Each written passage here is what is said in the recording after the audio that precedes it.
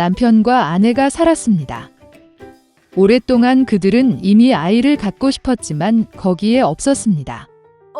어느 날 아내가 병에 걸렸습니다.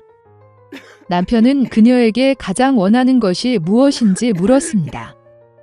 아내는 가장 아름다운 꽃이 많이 자라는 웅장한 정원이 근처에 있다고 대답했습니다.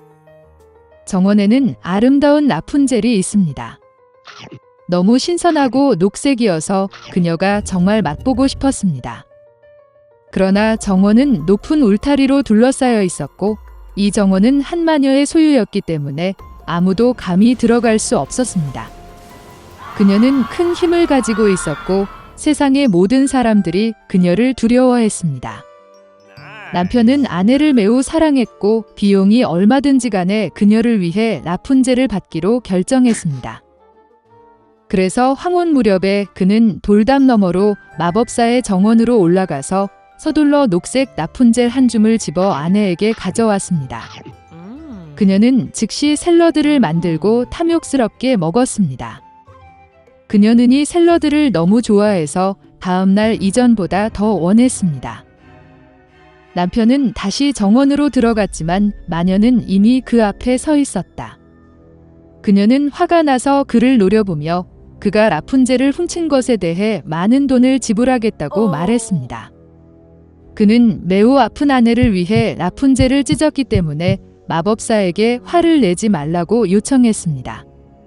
그리고 그는 그녀를 너무 사랑합니다. 마녀의 분노가 조금 지나갔고 그녀는 그것이 사실이라면 그가 원하는 만큼 라푼젤을 모으도록 허용하지만 한 가지 조건으로 말했다. 그는 아내에게 태어날 아이를 마녀에게 주어야 할 것입니다. 남편은 두려움에 동의했습니다. 아내가 딸을 낳았을 때 마녀가 즉시 나타나 아이를 데리고 라푼젤이라는 이름을 지었습니다. 라푼젤은 세계에서 가장 아름다운 소녀가 되었습니다. 그녀가 12살이었을 때 마녀는 그녀를 탑에 가뒀습니다. 그 탑은 숲에 있었고 문이나 계단이 없었습니다. 맨 꼭대기에만 작은 창문이 있었습니다. 마녀가 탑을 오르고 싶을 때 그녀는 라푼젤에게 전화를 걸어 낫을 끌어내렸습니다. 그리고 라푼젤은 길고 아름다운 머리카락을 가졌습니다. 그녀는 마녀의 목소리를 듣고 머리띠를 풀고 창갈고리에 묶고 머리카락이 떨어지고 마녀는 올라가서 그들에게 달라붙습니다. 몇 년이 지났고 왕의 아들이 탑이 서 있는 숲을 통해 말을 타고 있었습니다. 갑자기 그는 노래를 들었고 너무 즐거워서 멈추고 듣기 시작했습니다. 라푼젤은 멋진 목소리로 그것을 불렀습니다. 왕자는 올라가고 싶었습니다. 그는 탑 입구를 찾기 시작했지만 그를 찾을 수 없었습니다.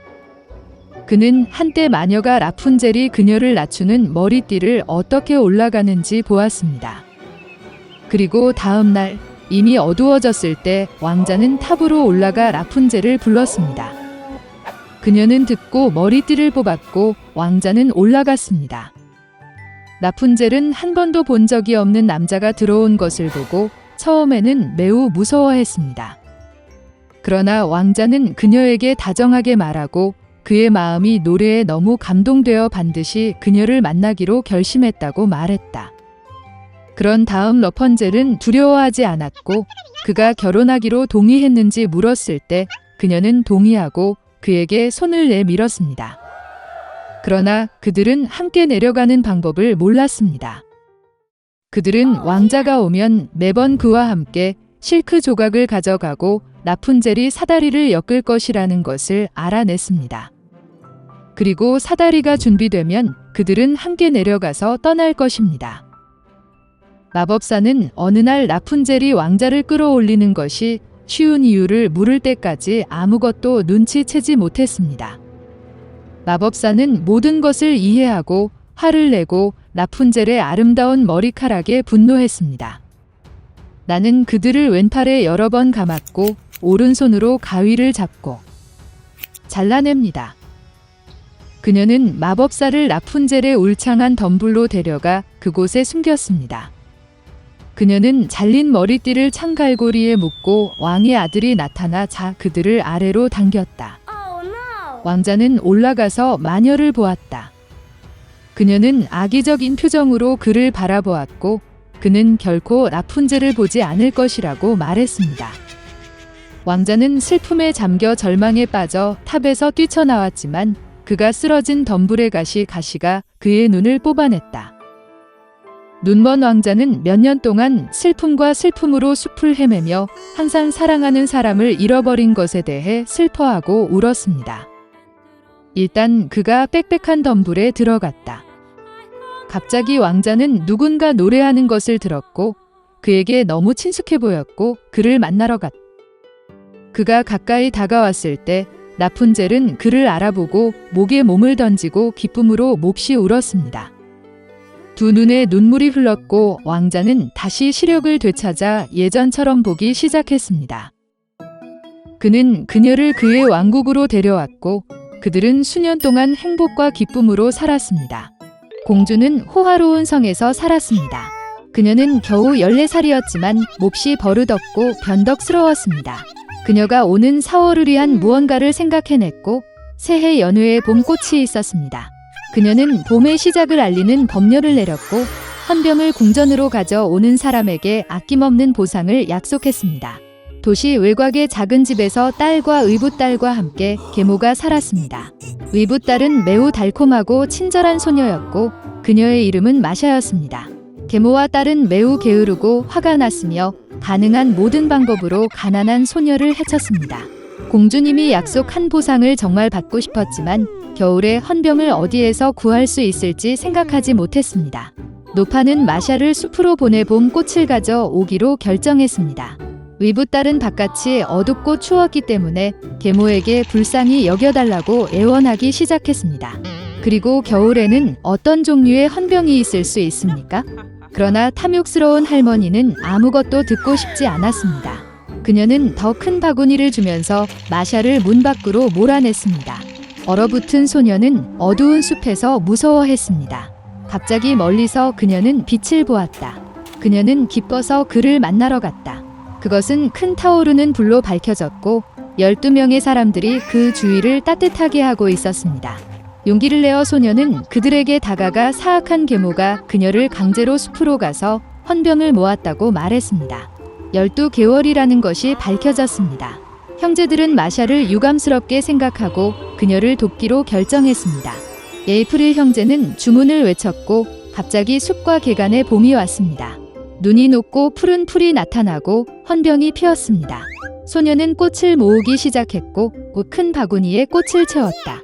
어린 에이프릴은 그녀를 정말 좋아했고 그는 그녀에게 마법의 반지를 주었습니다. 문제가 발생하면 그는 땅에 던져져 주문을 걸고 12개월 모두 구조하러 올 것입니다. 마샤는 그들에게 감사하고 집으로 갔다. 소녀가 스노드롭을 집으로 가져왔을 때 계모와 딸은 이에 매우 놀랐습니다. 마샤는 여행에 매우 지쳤고 즉시 잠이 들었습니다.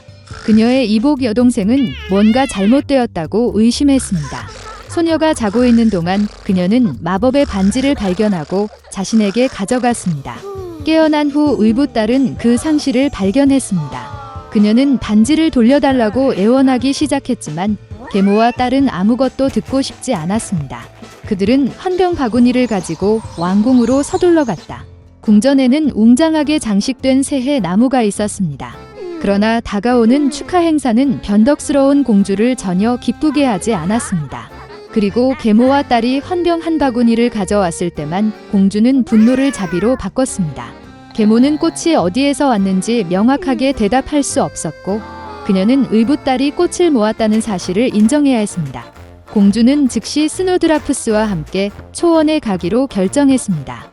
도중에 그녀는 불쌍한 마샤를 바라보고 그녀가 꽃을 딴 곳을 보여주었습니다. 소녀는 그것을 보여주겠다고 했지만 반지가 그녀에게 반환되어야만 했다. 그런 무례함에서 공주는 화가 나서 반지를 버렸습니다. 그러나 의붓딸은 주문을 걸었습니다. 즉시 강한 바람이 불고 천둥이 울리고 단풍이 떨어지고 눈이 내리기 시작했습니다. 노인 1월이 그들 앞에 나타났습니다. 그는 모두에게 하나의 소원을 빌도록 초대했습니다. 두려워서 공주는 가능한 한 빨리 궁전에 있기를 원했습니다. 매셔는 겨울, 여름의 모든 것이 제자리로 돌아올 것을 소원했습니다. 계모와 그녀의 딸은 너무 얼어서 어떤 털로든, 심지어 개의 털로 만든 털코트를 원했습니다. 욕심 많은 여자들은 곧바로 개로 변했다. 그들은 공주가 궁전에 도착하는 썰매에 연결되었습니다. 마샤는 형제들에게 도움을 주셔서 감사했습니다. 그들은 계모와 딸을 인간으로 되돌리겠다고 약속했지만 순종할 때만 가능했습니다. 몇 달 동안 소녀에게 유쾌한 말이 사용하는 멋진 큰 썰매를 주었습니다. 그들을 보자 공주는 궁전까지 태워달라고 부탁했다. 공주가 제발 이이라는 말을 한 것은 그녀의 인생에서 처음이었습니다. 그리고 마샤는 기꺼이 동의했습니다.